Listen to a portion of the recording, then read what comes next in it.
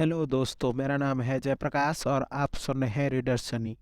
आज हम जिस जातक कथा के बारे में सुनेंगे उसका नाम है कुदाल जातक। बोधिसत्व कभी किसान थे। उन्होंने सब्जियों और जड़ी बूटियों को उगाने के लिए एक मामूली जीवित बनाया और लोग उन्हें कुदाल ऋषि कहते थे, क्योंकि उनकी कुदाल ही उनका एकमात्र महत्वपूर्ण अधिकार था। एक दिन उन्होंने एक तपस्वी बनने का संकल्प लिया और उन्होंने हिमालय में एक धार्मिक जीवन अपना लिया, लेकिन वो अपनी कुदाल के बारे में सोचना बंद नहीं कर सका और वो जल्द ही अपने पुरानी जीवन में लौट आए। 5 बार और उन्होंने उसी इरादा से छोड़ा, लेकिन उसी कारण से छोड़ दिया। 7वीं बार फिर से पीछे नहीं हटने का निश्चय करते हुए उसने अपनी आंखें बंद कर ली और अपनी कुदाल नदी में फेंक दी, ताकि वो वापस ना आ सके और उसे ढूंढ ना सके। जब फावड़ा पानी से टकराया तो वो खुशी से चिल्लाया, मैंने जीत लिया है। राजा अभी अभी सीमा पर विद्रोह करके लौटा था, नदी में स्नान कर रहा था और उसने बोधिसत्व की विजय की घोषणा सुनी और सोचा कि ये क्या है। उन्होंने बोधिसत्व को अपने पास आने के लिए बुलाया और ये समझाते हुए कि उन्होंने अभी अभी अपना युद्ध जीता है, पूछा कि उनकी विजय क्या है। बोधिसत्व ने उत्तर दिया कि राजा की जीत महत्वहीन थी, केवल वासना और लालच पर विजय ही वास्तव में मायने रखती है।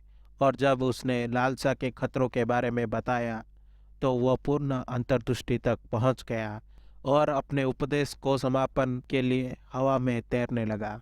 इन शब्दों से राजा इतना प्रभावित हुआ कि उसने सिंहासन के लिए अपनी लालसा खो दी और बोधिसत्व से पूछा कि क्या वो उसके साथ शामिल हो सकता है। खबर सुनकर शहर में सभी ने तपस्वी बनने का फैसला किया और 12 लीग लंबी एक जुलूस हिमालय की ओर बढ़ गया। देवताओं का राजा इंद्र का सिंहासन डोलने लगा और उन्होंने अपने नीचे प्रवास को देखने के लिए बाहर देखा। उन्होंने जनता को समाजित करने के लिए एक मठ का निर्माण करने का आदेश दिया और सभी शोर करने वाले प्राणियों को क्षेत्र से दूर कर दिया। जब समूह आया, बोधिसत्व ने दुनिया को त्यागने की औपचारिक घोषणा की और बाकी सभी ने ऐसा ही किया।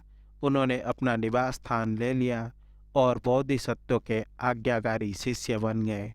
अंत में वे अंतर्दृष्टि तक पहुंचे। ये कहानी बुद्ध के जीवन काल में। बुद्ध के शिष्यों में से एक ने पहली बार एक मठ का दौरा किया और परिवर्तित हो गया, क्योंकि वो भोजन से बहुत खुश था।